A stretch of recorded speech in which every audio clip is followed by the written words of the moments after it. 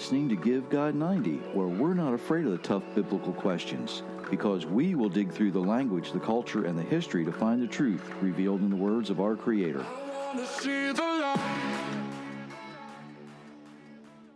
Well, hello, everyone. Thank you for spending some time with us today. And I am being watched, supervised closely. Hello, everyone. Nice to be here with you tonight.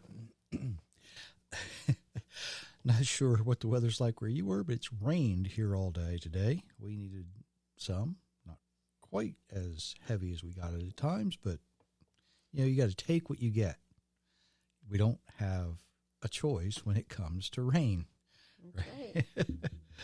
Oh my! But anyway, if you are new here, thank you for checking us out. If you really want to see what we're all about, GiveGod90.com is a good place to go. While you're there, you look at the information on the books that are there: Traditions of Truth, God's Universe, God's Rules, and Inheriting Lies. And I think you'll be surprised and amazed. Okay.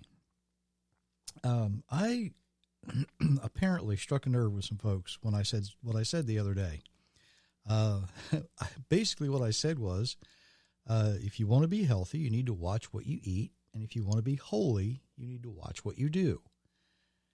And I had some interesting comments and a couple questions, and I figured I should probably go into a little bit more detail about that. Now, I don't want anybody to think I'm any kind of an expert on diet. Okay, I am not a nutritionalist. I'm not a dietitian. That's not my forte. We've always tried to eat healthy, but like a lot of you out there, I mean, probably most of you out there, we were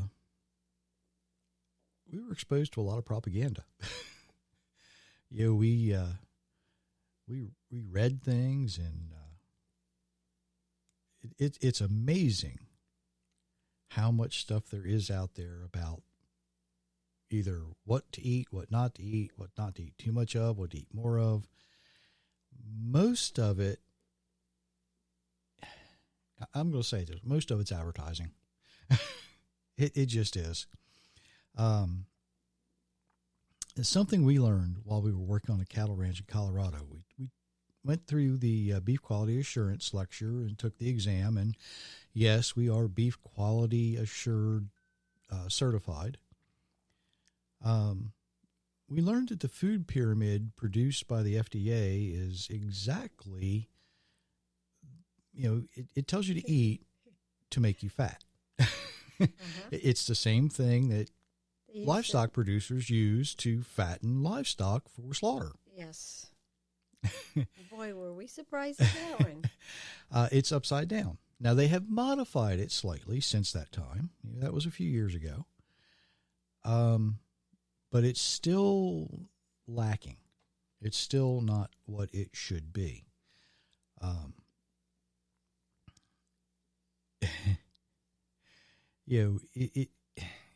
I guess if you want to gain weight, it's not a bad diet to follow. But there's not that many people in the United States that need to gain weight. I'm going to leave that one right there. I need to mention advertising. I do.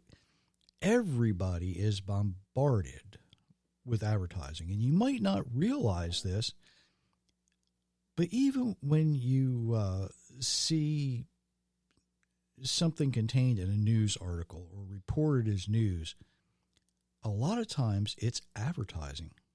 A lot of local television, radio stations include what appears to be news stories, in their reports, but most of them are advertising.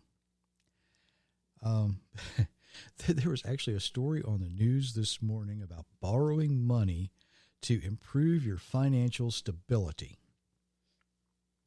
There's a problem with that theory. When you borrow money, it actually limits your financial stability because you have to pay it back, right? Think about that. It's one of the big reasons that the Bible limits borrowing. There's no 30-year mortgage in the Bible. Nobody's going to lend you money more than 7 years when the seventh year, you don't know it anymore. It's just not going to happen. Borrowing money in that particular news story advertisement was for the company to promote their product. They're going to lend you money at a good rate, and if you can't pay it back, they're going to take whatever you put up for collateral. That's the way it works. And they do the same thing with food. On average, each person who sees, hears, or reads advertising, every fourth advertisement that you see, hear, or read, or listen to is going to be about food or drugs.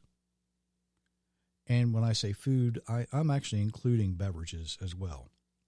And the majority of those beverages are, some kind of health drink or alcohol or, soft drink, Coke, Pepsi, whatever they might be. The majority of food advertisements you see, and I want you to think about this very carefully, the majority of food advertisements you see are going to be for either snack food or processed food. Or fast food. Or grocery stores that sell All the above. All the above.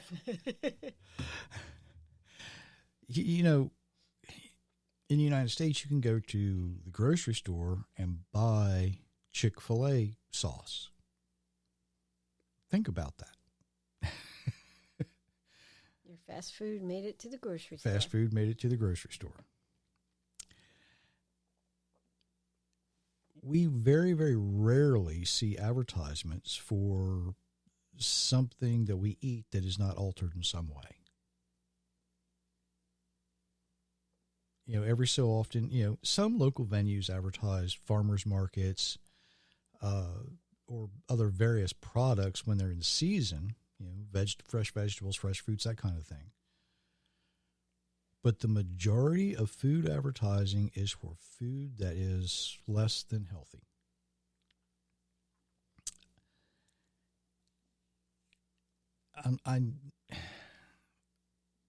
I really want to get into this, but I've got a lot to cover, and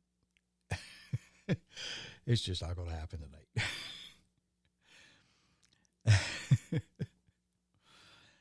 Somebody sent me a message and said, well, if we eat according to kosher laws, we should be healthy. And you would think that would be the case, right? But it's not exactly correct. You see, the biggest problem with the kosher regulations is they're not standardized. I don't know how many folks out there pay attention, but if you go buy something that's marked kosher, it's going to have one or more of the various kosher symbols on it that says, yes, it's kosher by this organization that certifies it, or that organization that certifies it, or both, or another one, or another one.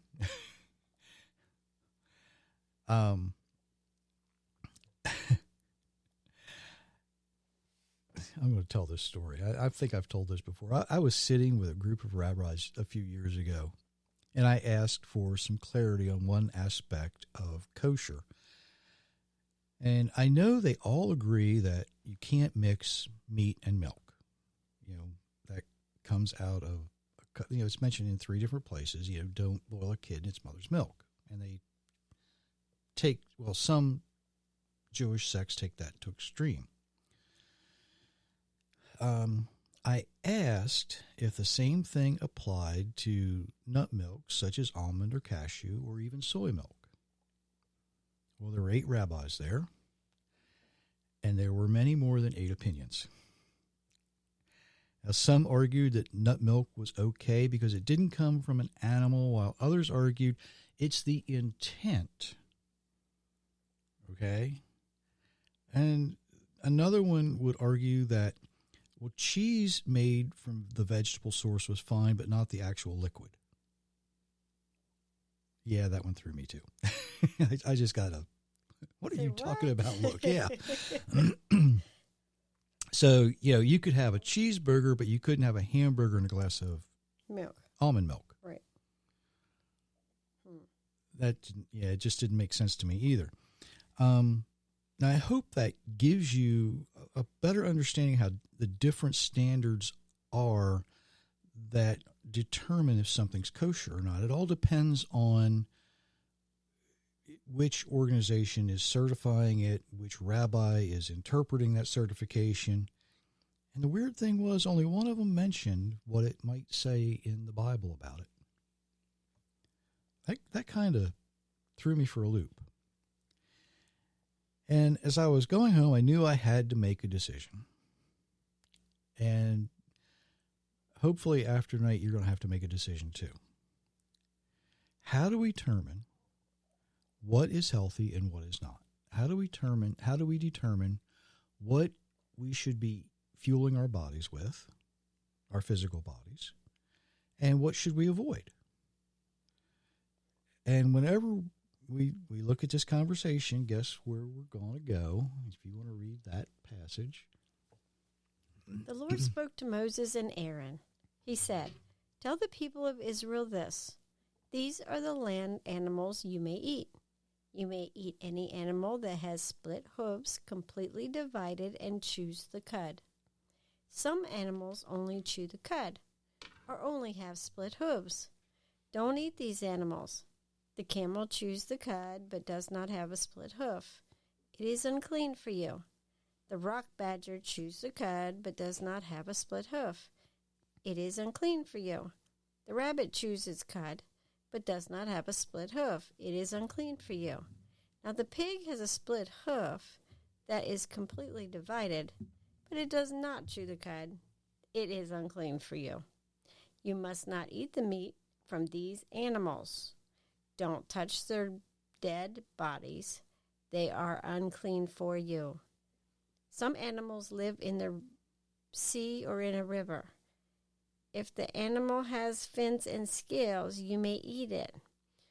But some animals live in the sea or in a river and do not have fins and scales. This includes the things that fill the water, and it includes all other things that live in the water. You should hate them. You must not eat any meat from them. Do not even touch their dead bodies. This is because you should hate them. You must hate any animal in the water that does not have fins and scales. Also, some birds should not be eaten. They should be hated. You must not eat any of these birds: eagles, vultures, black vultures, kites, or any kind of falcon.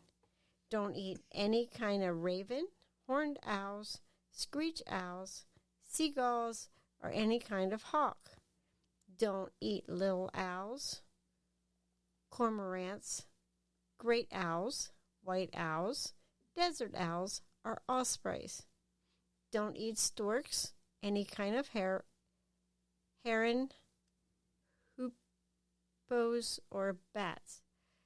Don't eat insects that have wings and walk on all 4 feet.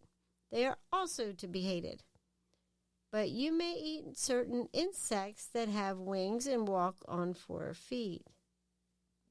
You may eat those that have legs with joints above their knees so they can jump. These are the insects you may eat: all kinds of locusts, winged locusts, crickets, and grasshoppers. But all other insects that have wings and walk on 4 feet are hated. Leviticus 11, 1 through 23. grasshopper for supper tomorrow night. Mm, They tell me, with honey. yeah, that's just a reason that John the Baptist used honey with grasshoppers. Now, they do tell me, and I haven't tried them, that if you put grasshoppers in a pan with a little oil and put the lid on, when they stop jumping around, they're done and they're tasty. I haven't tried them. I can't verify that. I would. I just haven't ever been anywhere that served such things for some reason. Anyway.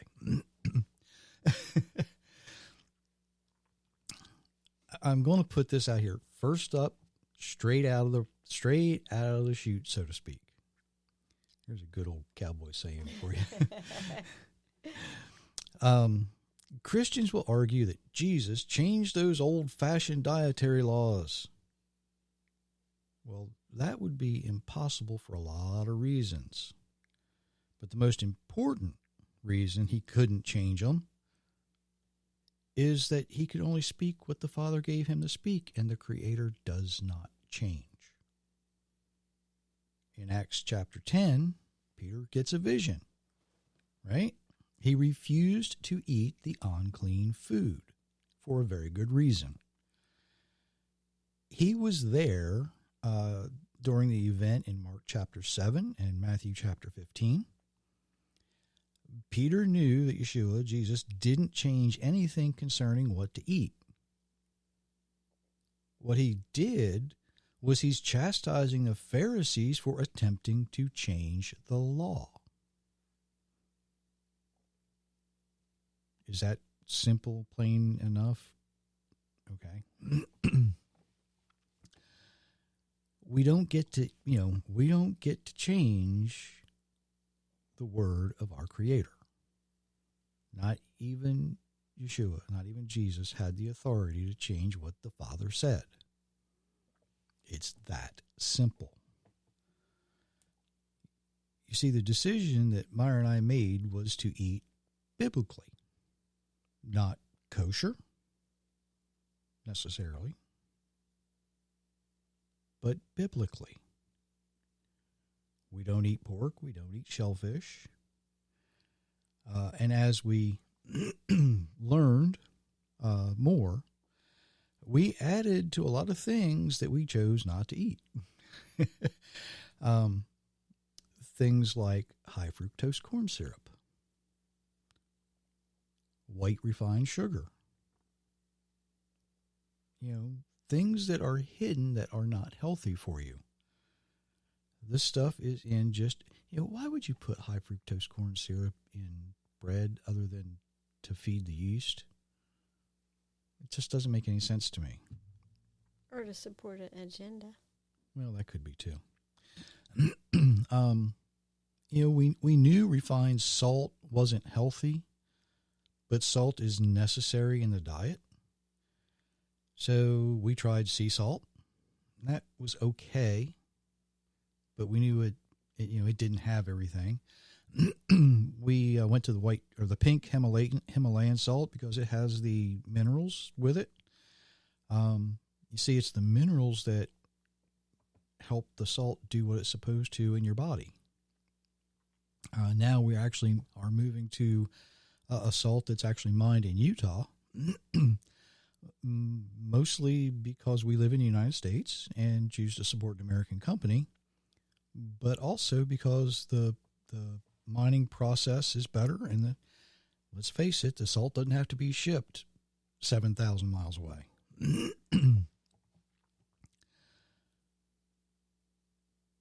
When the Creator formed Adam from the mud in the earth, all the minerals came up with it, right?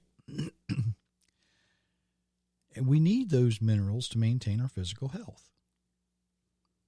The problem with refined salt, as I see it, excuse me,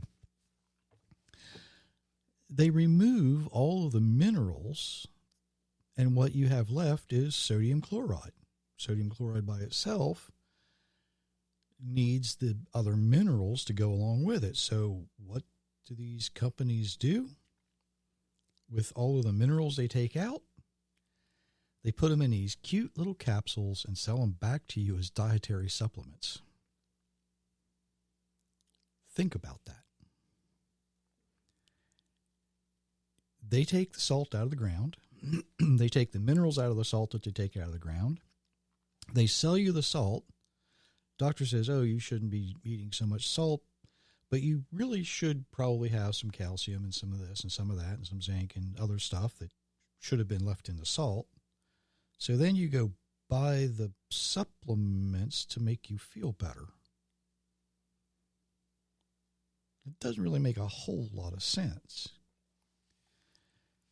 When you use the unrefined salt, you get the electrolytes that you need that are in a lot of the health drinks that they're promoting and advertising that you need to buy separately. Are you starting to see a problem with the way some of the world works? Hopefully.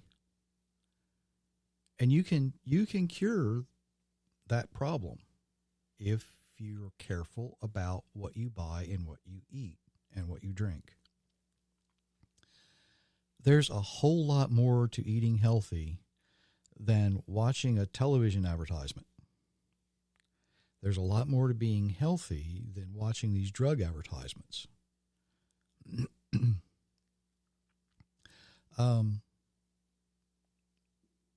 Something that most kosher regulations don't mention, or I haven't run across one yet. They don't mention hybrid plants or genetically modified plants yet. And I talked about these the other day as well.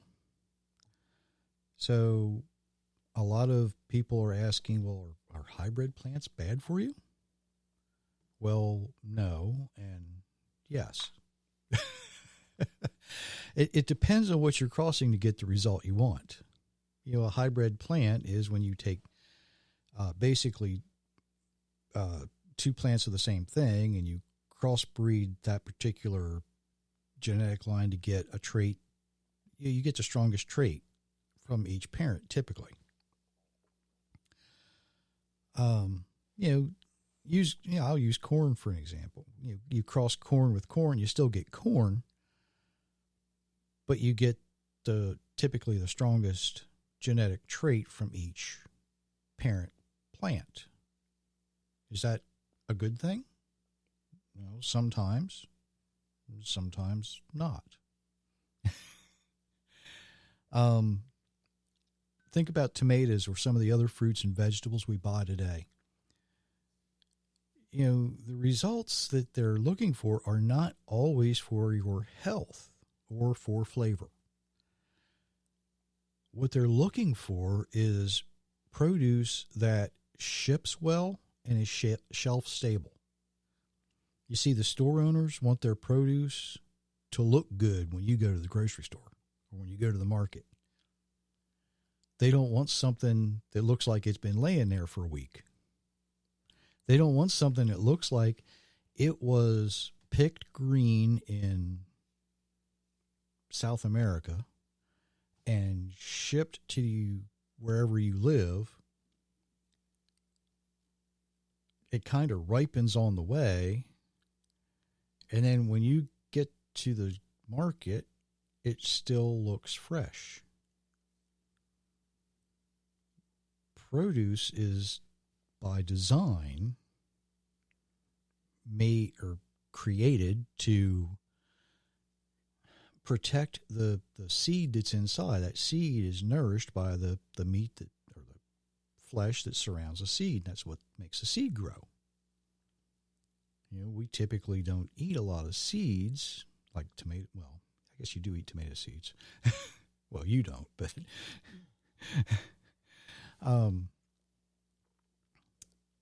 but you see what I'm getting at. Once that fruit falls to the ground, whatever's in the seed is there to protect the seed and nourish it so that it can grow the next generation. We just happen to eat the meat off of the plant that should be going to nourish feed, the seed. to nourish the seed. Right. But that was given to us to eat. That comes from Genesis chapter 1, by the way.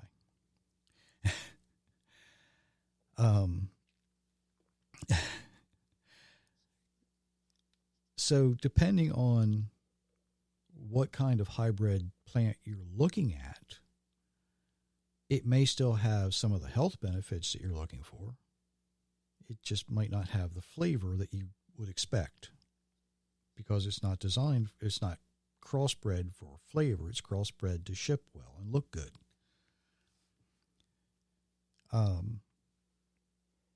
We do everything we can to avoid genetically modified anything. When you remove a genetic process from anything, that information is lost. Doesn't matter whether it's a plant or an animal. That information is gone. Now, that information might contain something your body needs. It might not. But the problem is we don't know. If that plant doesn't respond to a certain chemical and it produces a food that you eat, does that carry all of the nutritional value that the plant was designed for? If you alter that process, are you getting the nutrition? Is that plant delivering and giving you the minerals out of the ground and everything that it would have done if it hadn't been altered? We don't know. See, these are the questions that they can't answer. They don't know. And until they know, I'm not going to eat it if I can avoid it. If I'm going to make the choice to live the way our Creator designed me to live, and that includes eating the things He designed, not eating something that some scientist working for a company that wants larger profits designed.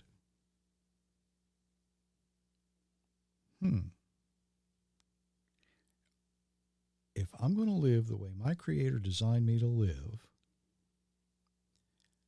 that would include eating what He gave me, not what some scientist working for a large corporation thinks I should have. You see the difference? I spent a little bit of time, maybe 20 minutes or so this week, and I was looking for the definition of a word. I can't find it. I need a word to describe, and I'm sure there's a word out there, but I'm looking for a word out there in English that describes someone who does evil, but they're willing to sell you something good so that they can profit to do more evil. The closest thing I can come up with is charlatan. But that's not a strong enough word for me. I want something that sounds derogatory in today's world. I want to be able to call these people exactly what they are in one word. But I just haven't found, I have found some words, I just can't repeat them.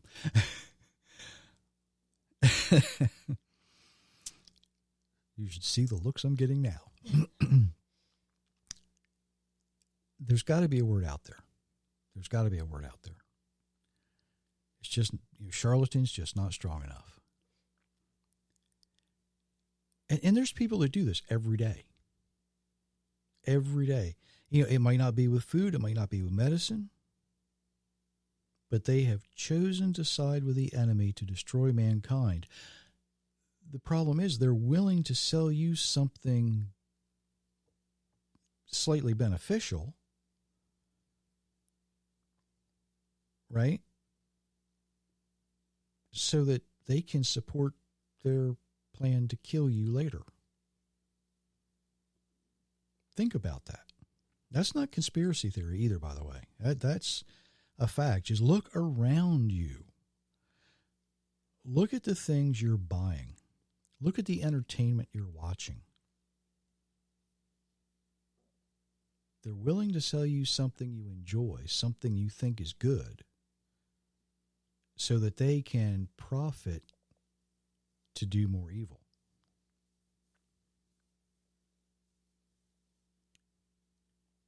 Mankind was not designed